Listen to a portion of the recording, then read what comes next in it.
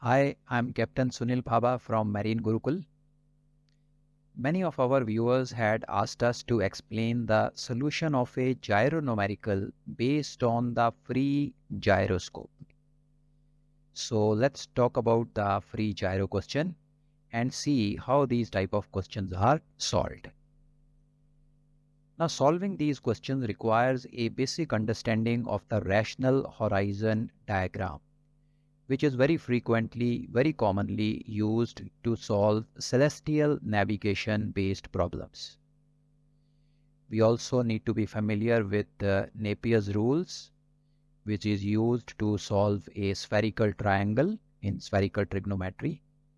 So it's a good idea to refresh these topics before we go into the free gyro topic. A free gyro is an unrestricted gyro which is placed inside an arrangement of gimbal rings, and this free gyro, the spin axis of this free gyro points towards a fixed direction in space. We can assume a imaginary star in this fixed direction, and this particular star, which is in the direction of the spin axis, is known as a gyro star. The spin axis of a free gyro follows the motion of this gyro star. So if we need to find out what is the direction in which our spin axis is pointing, we need to find out what is the direction in which the gyro star is. So with this understanding clear in our mind, let's try to understand the concept of free gyro numerical using an actual question.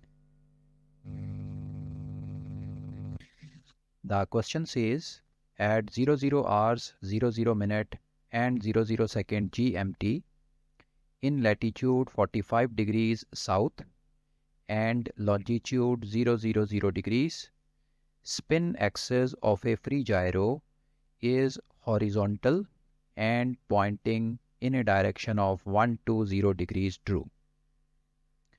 At what time will it point 270 degrees true on the same day? Now these kind of questions are known as free gyro questions. You see, they are mentioning about the motion of a free gyro. Now these numericals are solved using the rational horizon diagram. We are familiar with the rational horizon diagram which we use in celestial navigation. The same rational horizon diagram will be used for solving these free gyro type questions. So let us now mark or plot the rational horizon for this particular observer.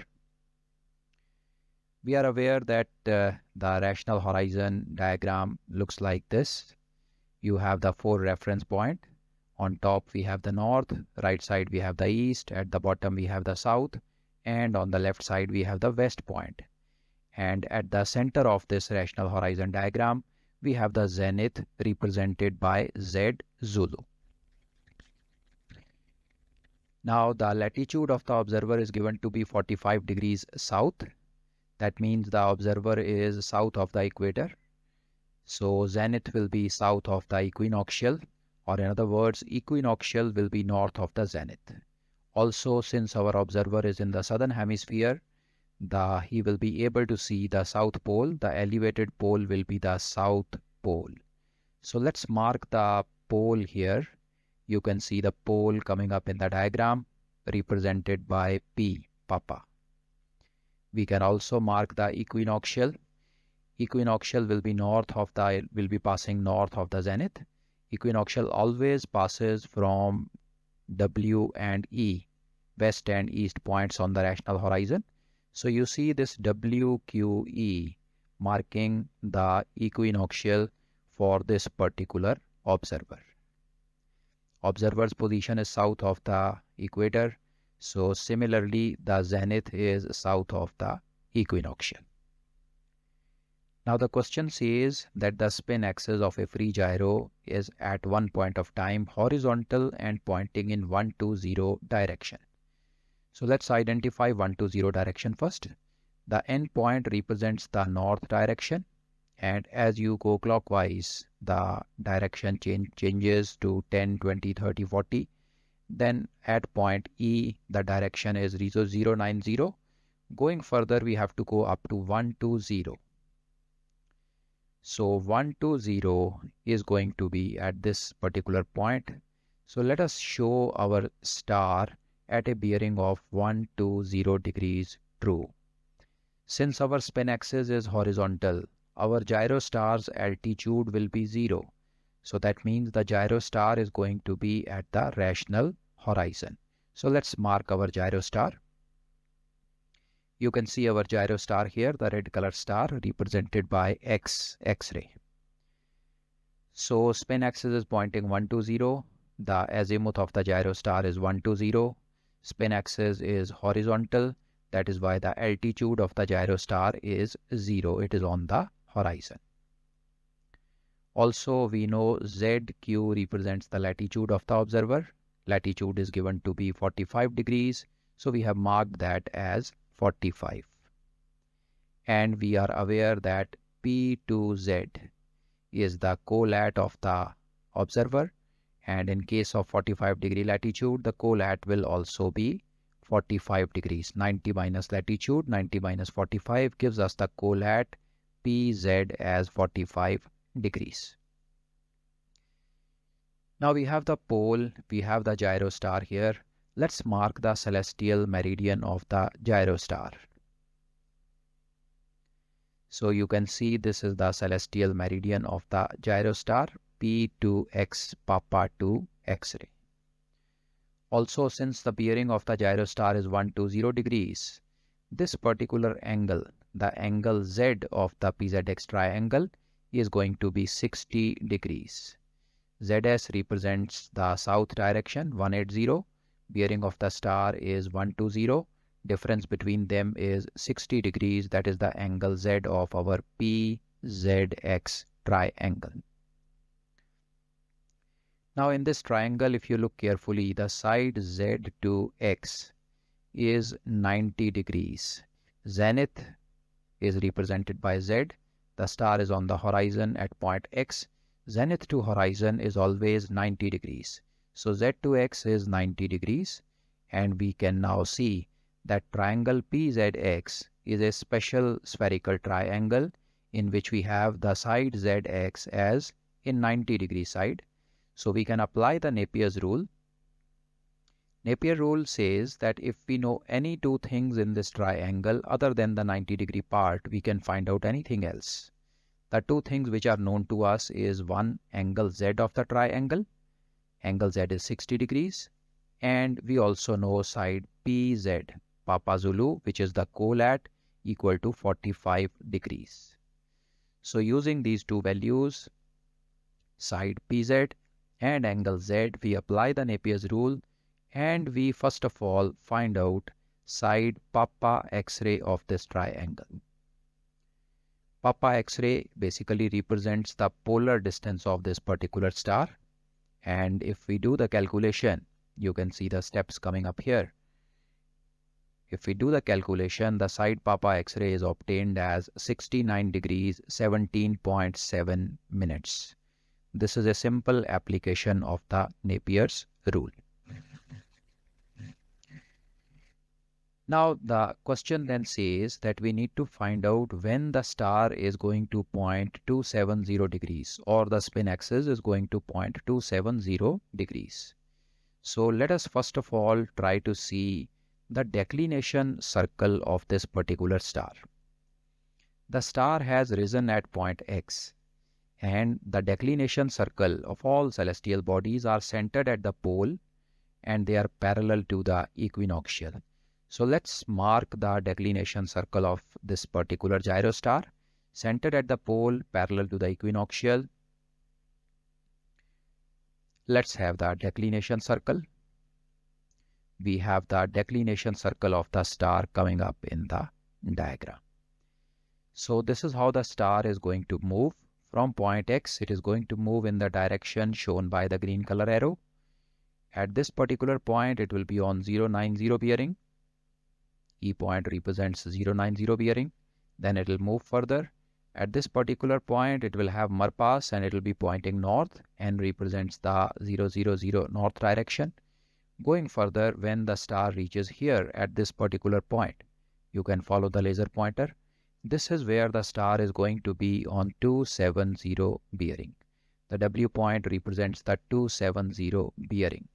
So let's mark our star here and identify the star as Y. So we have the star at 270 bearing at point Y. Also, before going further, in this same PZX triangle, we can apply the Napier's rule again, and using the Napier's rule, using these two items, PZ as 45, angle Z as 60, we also calculate angle P of the triangle, the yellow color angle which you see, and this comes out to be 112 degrees 12.5 minutes. This is also a simple application of the Napier's rule.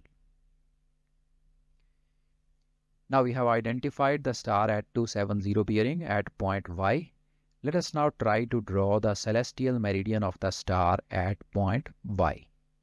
You can see Papa to Yankee, P to Y shows us the celestial meridian of the star. Now if you pay your attention to triangle PZY, in this particular triangle, angle Z is going to be 90 degrees. Angle Z is 90 degrees. Pole is in the southerly direction. The star is in the westerly direction. Angle between them is 90 degrees. So PZY is also a special spherical triangle, a right-angled spherical triangle. Also in this triangle, side Papa Yankee PY is again the polar distance of the star. The polar distance of the star, which is 90 minus declination, does not change over a day. So it is practically the same. We had calculated Papa X-ray as 6917.7. So Papa Yankee PY is also going to be the same, 69 degrees 17.7 minutes. Now in this triangle also, PZY, we have two items known to us. One is PY, 6917.7. The second part which is known to us is PZ, which is 45 degrees. This is our colat. Using these two, we again apply the Napier's rule, this time to triangle PZY, and we find out angle P of the triangle. The green color angle which you see, this angle comes out to be 67 degrees 47.5 minutes. Again, a simple application of the Napier's rule. Now we add these two angles, the yellow and the green angle, 112 12.5, 67 47.5. When we add these two angles, we get a total angle of 180 degrees. Now this 180 degrees is the R angle covered by the star when it is moving from point X to point Y. The star has covered an R angle of 180 degrees. Now we know that all the stars cover their R angle at a fixed rate, and that rate is 15 degrees 2.5 minutes per hour. So to cover this R angle of 180 degrees at a rate of 15 degrees 2.5 minutes, we can easily find out the time taken by the star. We divide this 180, that is angle XPY, which is the total R angle covered by the star. We divide this by 15 degrees 2.5 and we get an answer of 11 hours and 58 minutes. This is the amount of time which the star is going to take to come up to point Y when it will be on 270 bearing. When the star is on 270 bearing, the spin axis will also be pointing 270. So the time at which the spin axis will point 270 is 11 hours 58 minutes on the same day.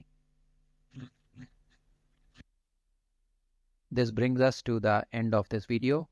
I hope you find this video useful, and if so, please do like and share the channel as well as the video.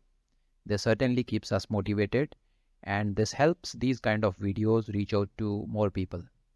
Do subscribe to the channel and write to us in the comments below. We are also available on marinegurukul@gmail.com. Thank you very much for watching this video. I wish you all the best.